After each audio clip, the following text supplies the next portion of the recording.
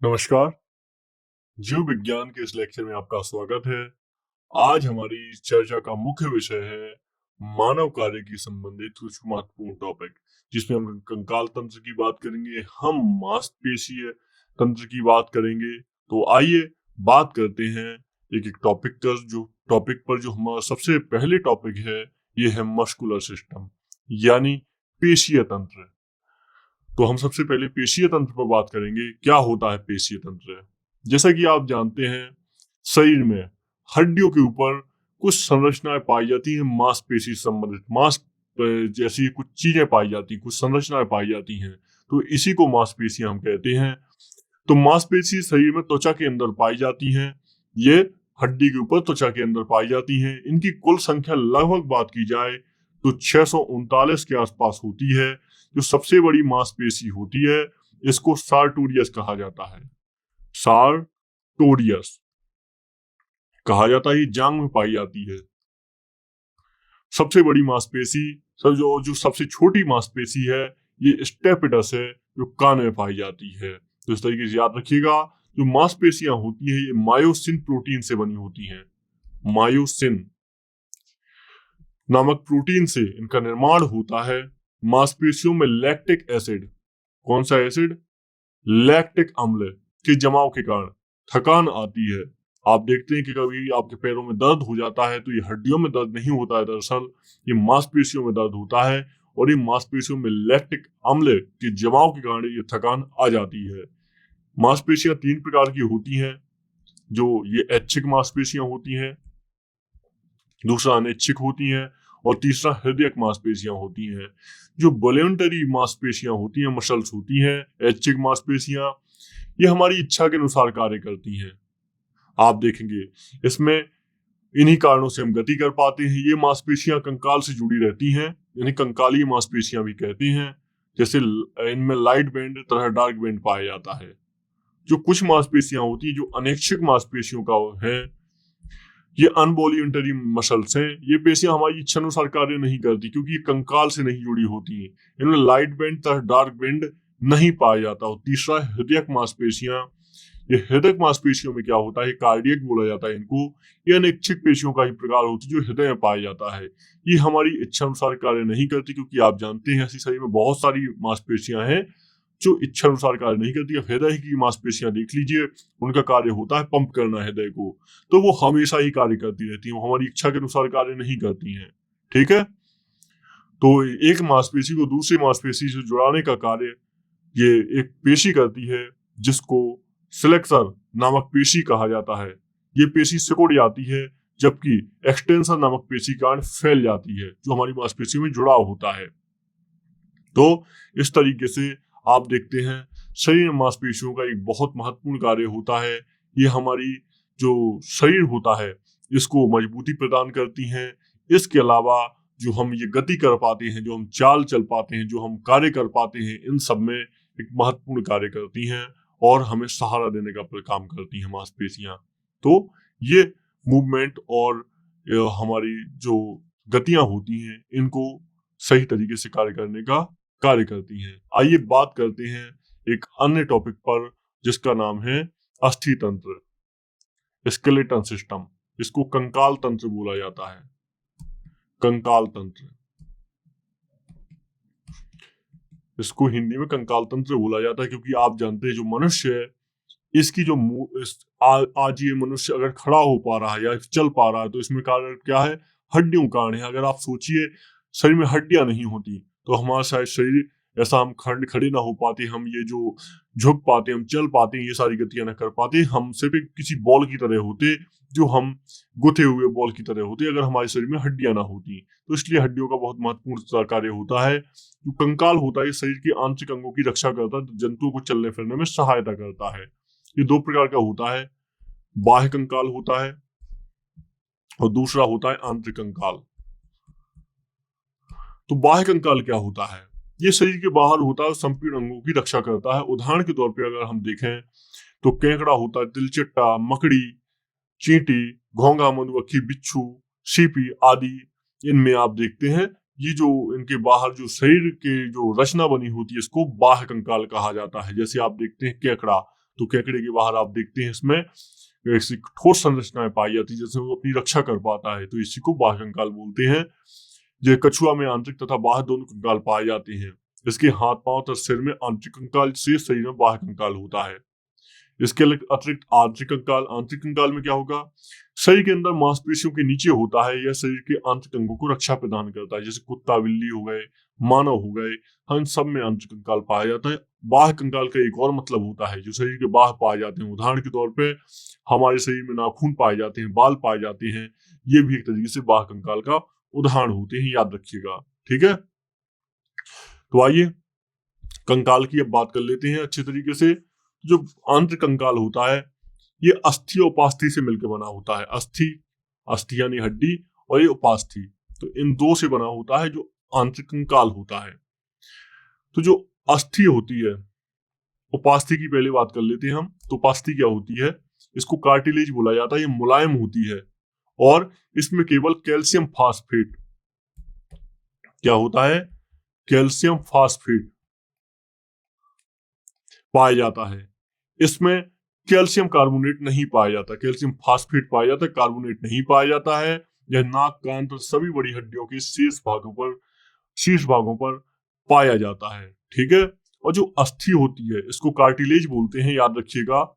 ये शब्द आपको जरूरी याद रखना चाहिए क्योंकि कई बार कार्टिलेज के नाम से सीधे आते हैं प्रश्न। और इसको बोलते हैं बोन, हम जानते हैं हड्डी को बोन ही बोलते हैं इंग्लिश में। यह अत्यधिक कठोर होती है और इसमें कैल्शियम कार्बोनेट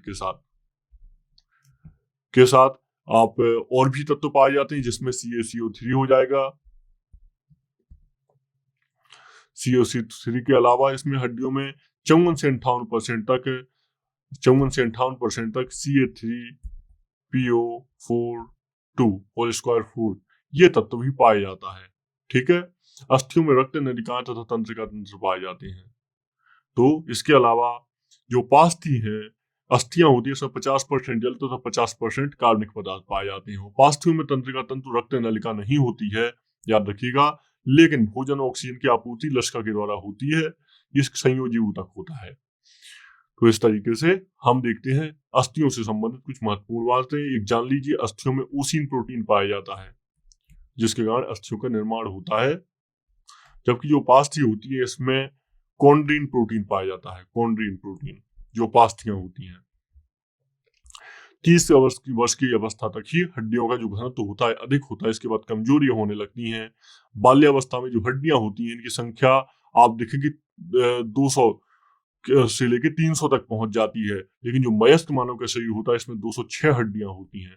ठीक है, क्योंकि बाद में हड्डियां अपने आप में जुड़ जाती हैं और कुछ हड्डियां ऐसी बड़ी हड्डियां बन जाती हैं, बहुत सारी हड्डियां। तो मानव शरीर के समस्त अस्थियों को दो भागों में बांटते हैं हम। एक होता है अनुबंधीय उपांगी और दूसरा होता है अक्षीय। तो जो अनुबंधीय उपांगी होता है ये कंकाल को, जो अस्थियां हैं इनको दो भागों में बांटते हैं। इसमें शरीर को सीधा रखने तक गति प्रदान करने में सहायक होती हैं ये अस्थियां। इनकी संख्या कुल 126 होती है जो अनुबंधीय उपांगी होती हैं, जिसमें हम देखते हैं हाथ में 60 है, फिर ह्यूमरस, रेडियस, कार्पल, मेटाकार्पल, अंगुली, इस तरीके से कुल 60 हड्डियां इसमें पाई जाती हैं, हाथ में ही पाई जाती हैं। ठीक है, पैर में 60 हड्डियां पाई जाती हैं। और इसके अलावा आप देखेंगे स्कैपुला, पेल्विक हड्डी पीछे पाई जाती है। तो इसमें दो ये हड्डियां पाई जाती हैं तीनों। ठीक है, दूसरा होता है अक्षीय कंकाल, एक्सियल इसको बोला जाता है। ये शरीर के बीचों बीच में होती है, ये शरीर के अंदर कोमल अंगों की रक्षा करती हैं। अक्षीय कंकाल की कहते हैं, इसकी संख्या 80 होती है। आप देखेंगे इसमें कसूरिक दंड आ जाएगा, मेरुदंड जो हमारी पीठ होती है, स्पाइन बोलते हैं जिसको, यहाँ पाई जाती है। रिब्स होती है, पसली में कितनी हड्डियां पाई जाती हैं, पसली में 24 पाई जाती है। एग्जाम में प्रश्न बन चुका है कई बार।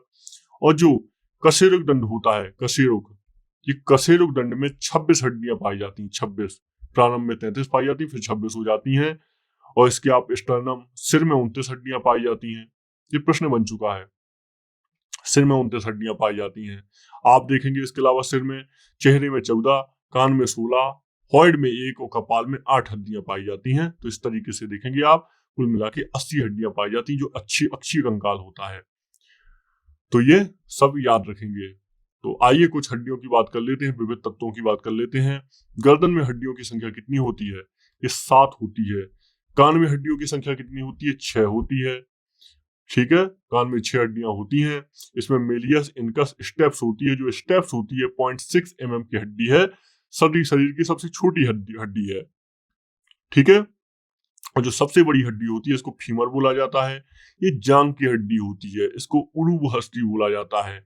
सबसे जो कमजोर हड्डी होती है, ये हड्डी होती है कैल्विक, कॉलर, हंसली की हड्डी होती है कैल्विक। जो कॉलर होती है, कॉलर बोन, ये सबसे कमजोर हड्डी होती है। सबसे मजबूत हड्डी कहाँ की होती है? जबड़े की होती है। जबड़े की सबसे मजबूत हड्डी होती है। सबसे चमकीली हड्डी टीबिया होती है, जो आपके घुटनों में पाई जाती है। तो टीबिया होती है सबसे चमकीली हड्डी। इसके अतिरिक्त सब पैर की हड्डी खोखली होती है, जो हमारे पैर में टांगे होती हैं। इसके अलावा पटेला सिस्माइड बोन का बना होता है। जो पटेला होता है ये सिस्माइड बोन का बना होता है। जब हम बैठते हैं तो ईसीएम नामक हड्डी पर जोर पड़ता है, जो पेल्विक का एक भाग होती है। मांसपेशियां और अस्थियां मिलती हैं, उसको टेंडन कहते हैं। एक अस्थि जब दूसरी अस्थि से मिलती है तो इसको लिगामेंट कहते हैं। ये सारी जानकारी आपके एग्जाम में पहले प्रश्न बन चुके हैं। ठीक है, इसको याद रखिएगा। अस्थियों की जोड़ के पास एक द्रव पाया जाता है जिसको साइनोबियल द्रव बोलते हैं। ये हड्डियों को मोड़ने में सहायक होता जाता है। इसकी अगर कमी हो जाती है तो गठिया रोग हो जाता है। खोपड़ी में पीछे की ओर खाली खोखली जगह होती है, जिसे फॉर्मिन मेग्नम हड्डी कहा जाता है। ठीक है, तो ये सब आप याद रखेंगे। अस्थि मज्जा की आइए बात कर लेते हैं। अस्थि मज्जा, अस्थि मज्जा ये क्या होता है? बोन मेरो इसको बोला जाता है। तो अस्थियों के बीच जालूनुमा आकृति को अस्थि मज्जा बोलते हैं। अस्थि मज्जा बोलते हैं। अस्थि मज्जा में आरबीसी का निर्माण होता है। जो अस्थि मज्जा होता है, संधि, इसको बोन मेरो बोला जाता है अंग्रेजी में। आपने सुना होगा बोन मेरो का नाम, बहुत सारी फिल्मों में सुना होगा। संधि क्या होती है? जॉइंट्स इनको बोलते हैं। कंकाल का वह स्थान जहां अस्थियां मिलकर हिल डुल सकती हैं, संधि कहलाती हैं। संधि वाले स्थान पर एक गुहा, खाली जगह पाई जाती है, इसको साइनोवियल गुहा कहा जाता है। ज्वाइंट अचल, अपूर्ण, पूर्ण, कई सारे ज्वाइंट होते हैं। जो पूर्ण ज्वाइंट होते हैं फ्रीली मूवेबल ज्वाइंट होते हैं। ये बॉल एंड सॉकेट फॉर्म में होते हैं, हिंज फॉर्म में होते हैं, पायलट फॉर्म में, ग्लाइडिंग सैडल फॉर्म में होते हैं। आप देखते हैं जो अचल संधि होती है, इमूवेबल ज्वाइंट होते हैं। ये फिक्स्ड ज्वाइंट बोलते हैं, इनको रिश्तेदार संधि कहते हैं। या थोड़ा भी गति नहीं करता, जैसे या खोपड़ी और दांत में पाया जाता है, ये बिल्कुल भी गति नहीं करते हैं, जो इमूवेबल ज्वाइंट होते हैं। जो स्लाइटली मूवेबल होते हैं, ये संधि जहां पाई जाती है वहां थोड़ा मोड़ा गति देखने को मिलती है, जैसे पसली होती है, कशेरुक दंड होते हैं। और जो पूर्ण संधि होती है, जो फ्री ज्वाइंट होते हैं, ये गति करते हैं और लगातार दिशा प्रदान करते हैं, जैसे कि आप देखेंगे बॉल एंड सॉकेट। इस प्रकार की जो संधि होती है, गुहा, खाली स्थान होता है, जो हड्डी से जोड़ती है, ऊपरी भाग गोल होता है और ये दिशा में जा सकती है, जैसे फीमर और ह्यूमरस, स्कैपुला जो हड्डी है, ये इसका उदाहरण है। दूसरा हिंज ज्वाइंट होता है। ये संधि केवल एक ही ओर गति करने की अनुमति देती है, जैसे केहूनी हो गया, जैसे घुटना हो गया। हिंज ज्वाइंट में आप एक तरफ ही गति कर सकते हैं। दूसरा होता है खूंटी संधि या पायलट ज्वाइंट। इस पाइवट ज्वाइंट में क्या होता है? इसका ऊपरी भाग, इसमें आप देखेंगे आकार खूंटी के समान होता है, एक दूसरे जैसे कशेरुक दंड का ऊपरी भाग होता है, इसमें ये संधि पाई जाती है। सैडल ज्वाइंट, ये बॉल एंड सॉकेट ज्वाइंट के समान होता है और ये जैसे अंगूठा होता है, अंगूठा गति करता है, इसको सैडल ज्वाइंट का प्रकार बोलते हैं। ठीक है, तो इस तरीके से अलग अलग ज्वाइंट होते हैं जो मानव शरीर को महत्वपूर्ण योगदान देते हैं। आइए बात करते हैं यूरिनरी सिस्टम पर। तो आप देखेंगे इसका कार्य होता है किडनी के माध्यम से जो ब्लड को फिल्टर करने का ये कार्य करता है। इसके अलावा जो वेस्ट होते हैं शरीर के, इनको बाहर निकालने का कार्य करता है जो यूरिनरी सिस्टम होता है, मूत्र मार्ग के जरिए।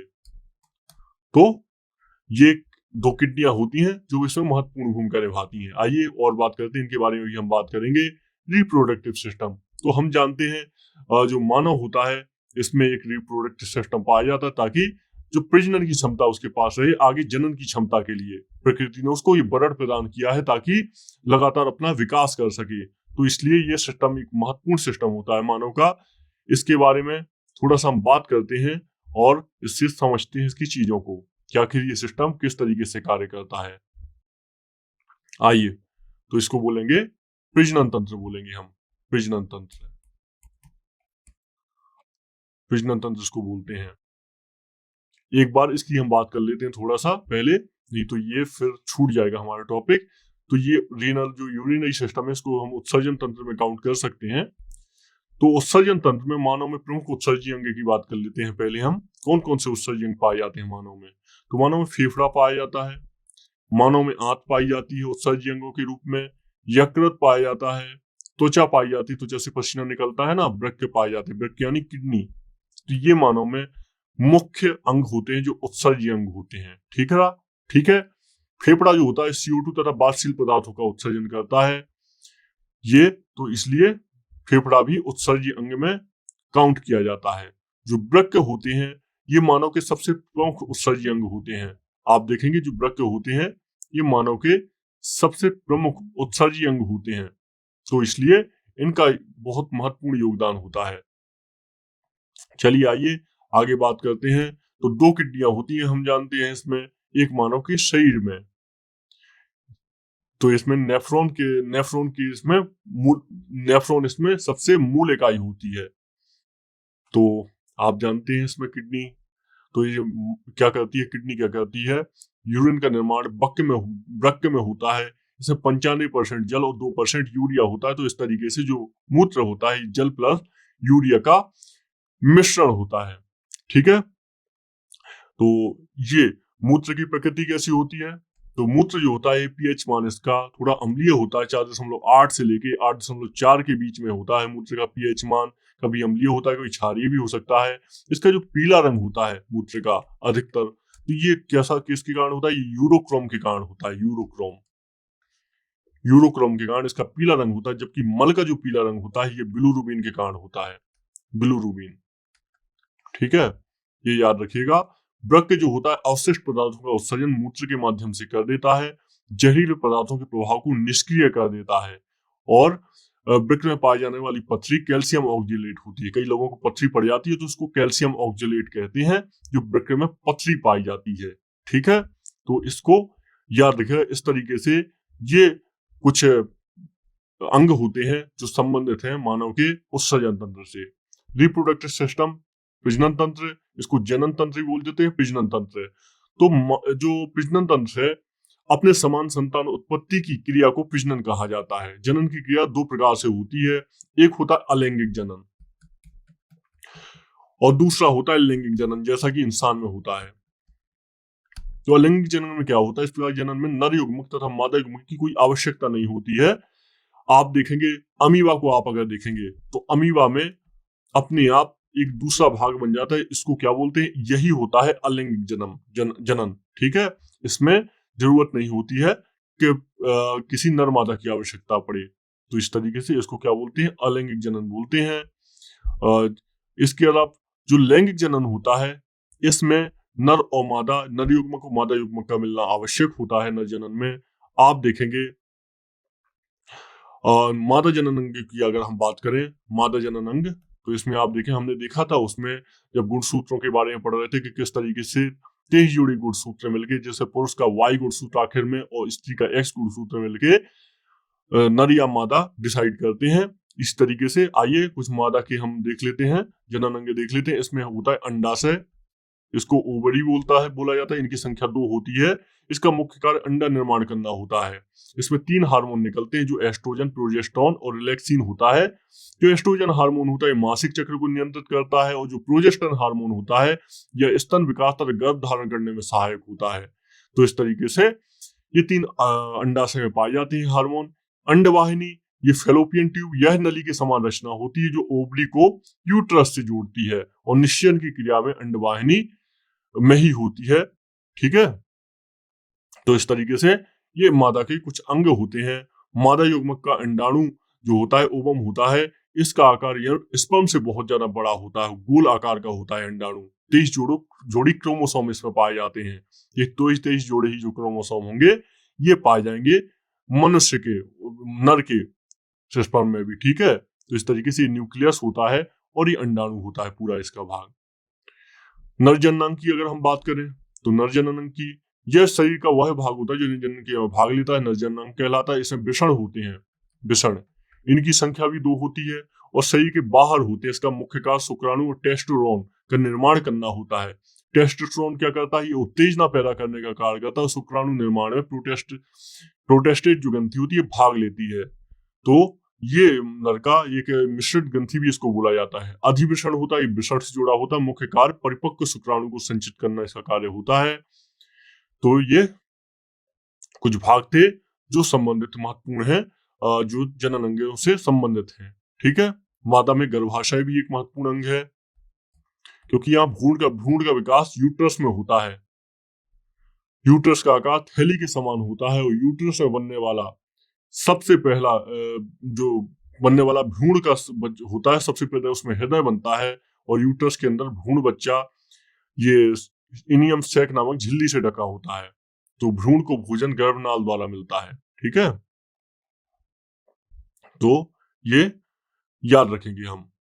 तो इस तरीके से रिप्रोडक्टिव सिस्टम कार्य करता है मनुष्य का, और ये आने वाले बच्चों को जो संतान उत्पत्ति होती है इसमें सहायता प्रदान करता है। कुछ कॉन्सेप्ट आजकल चलते हैं, परखनली शिशु चलता है। ये क्या होता है, इसमें निषेचन की जो क्रिया होती है इसको टेस्ट ट्यूब बेबी बोलते हैं। इसमें निषेचन की क्रिया होती है शरीर के अंदर ना होकर परखनली में करवाई जाती है, इसको टेस्ट ट्यूब बेबी बोलते हैं। ऐसे बच्चे दुनिया में हो चुके हैं। सबसे पहले 1978 में ब्रिटेन में एक लुई ब्राउन नाम की लड़की हुई थी इस विधि से। ठीक है, और 1986 में इंदिरा नाम की एक लड़की हुई थी।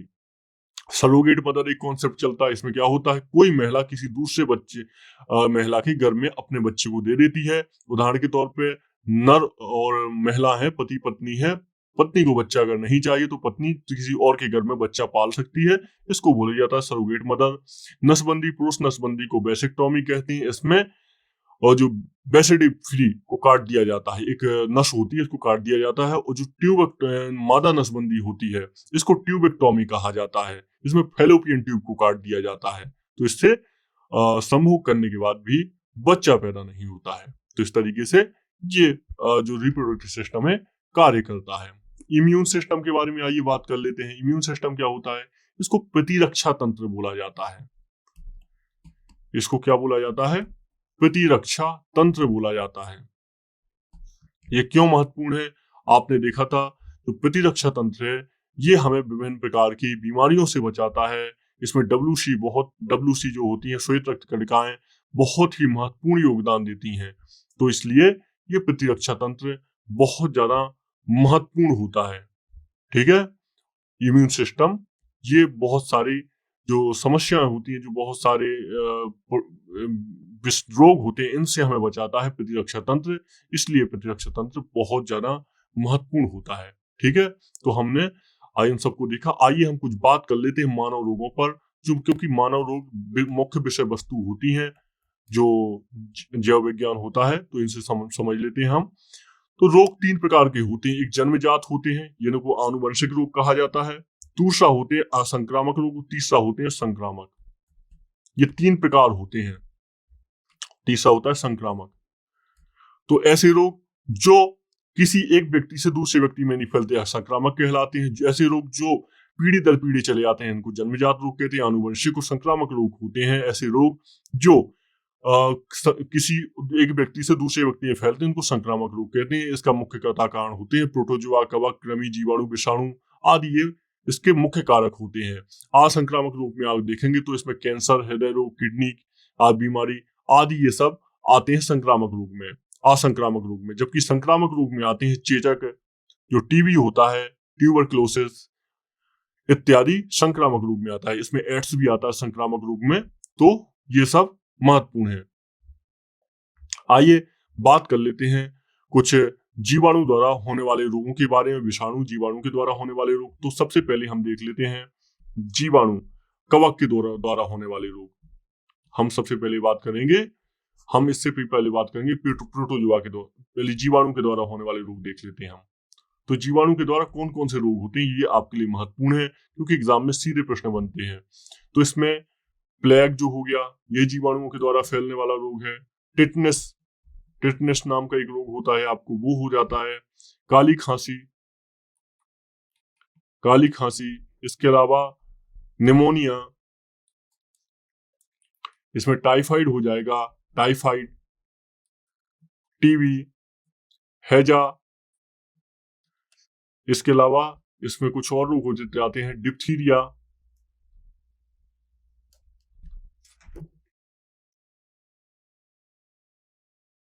इसमें डिप्थीरिया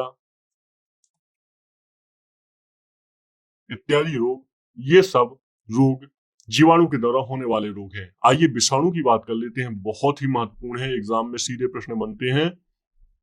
तो विषाणु से होने वाले रोग हैं डेंगू सबसे पहले, इसमें पोलियो, आप जानते हैं भारत पोलियो उन्मूलन हो चुका है भारत में, अब पोलियो भारत में नहीं पाया जाता है, विश्व बैंक ने घोषित कर दिया है। इन्फ्लुएंजा, और हो जाएगा अगला गलसुआ, तीसरा खसरा हो जाएगा, चौथा हो जाएगा इसमें से ट्रैकोमा, इसमें से अन्य रोग हो जाएंगे हेपेटाइटिस,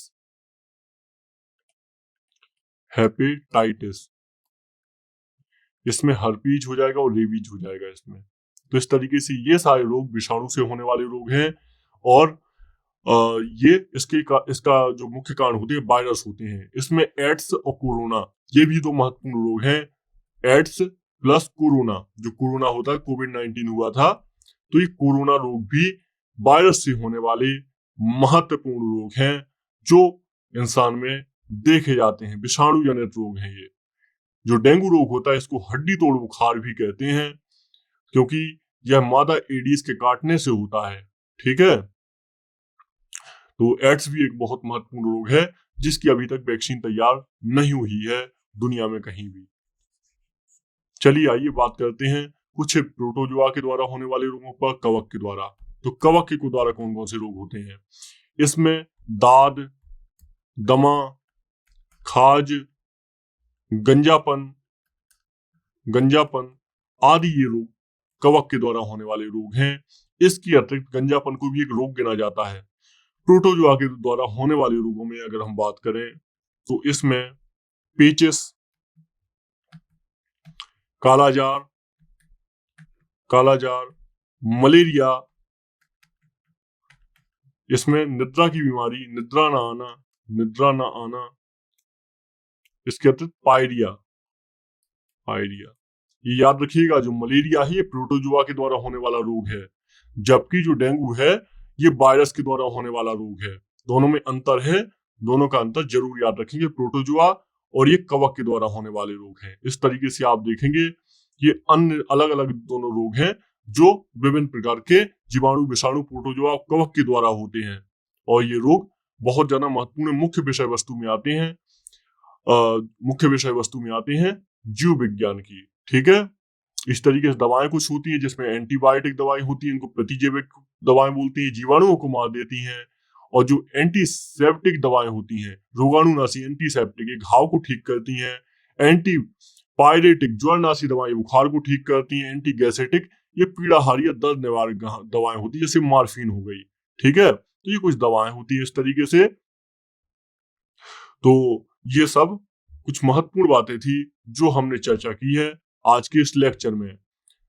इसमें आप एड्स के बारे में याद रखिएगा, एड्स एक बहुत महत्वपूर्ण बीमारी है और जो एग्जाम में प्रश्न बनते हैं। तो एड्स जो होता है ये HIV वायरस के कारण होता है, HIV वायरस इस कारण होता है, इसमें रोग प्रतिरोधक क्षमता खत्म हो जाती है और WBC की T कोशिकाएं इससे प्रभावित होती हैं, जो श्वेत रक्त कणिकाएं हैं।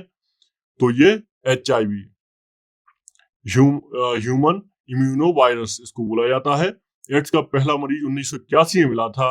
अब देखते हैं हम लगातार HIV के मरीज प्राप्त हो रहे हैं। HIV वायरस का एक प्रकार का RNA वायरस है। HIV जो वायरस है एक प्रकार के RNA वायरस है, ठीक है, DNA नहीं RNA है। तो एड्स के होने के कई सारे कारण होते हैं, जिसमें से कई बार ऐसी एड्स मरीज को लगाई हुई सिरिंज का लगना होता है मुख्य बात। इसके अलावा लैंगिक संबंध भी होते हैं, कुछ अन्य कारण भी होते हैं HIV फैलने के। ठीक है, तो HIV फैलने का सिर्फ असुरक्षित शारीरिक संबंध नहीं है कारण, इसका संबंध और भी बहुत सारे हैं, और भी इसका कारण और भी बहुत सारे तरीके हैं। तो HIV की जांच के लिए एलिसा टेस्ट को किया जाता है, एलिसा टेस्ट। ठीक है, तो ये सब आप याद रखेंगे, बहुत ज्यादा महत्वपूर्ण है। पोलियो के बारे में याद रखिएगा, पोलियो हमारे देश से लगभग उन्मूलित हो चुका है। और पोलियो में क्या होता था, ये पैर कमजोर हो जाते थे, तो ये पोलियो का टीका भारत सरकार ने बहुत ध्यान दिया इसमें। एक जूनाल सॉल नाम के वैज्ञानिक थे, उन्होंने पोलियो का टीका लगाया था 2014 में। जो WHO है इसके द्वारा भारत को पोलियो मुक्त देश घोषित कर दिया गया 2014 में। ठीक है, तो ये आप सब चीजें याद रखेंगे। तो आइए अपने आज के इस लेक्चर को यहीं कंप्लीट करते हैं, मिलते हैं किसी अन्य लेक्चर में। आज के लिए इतना ही, नमस्कार।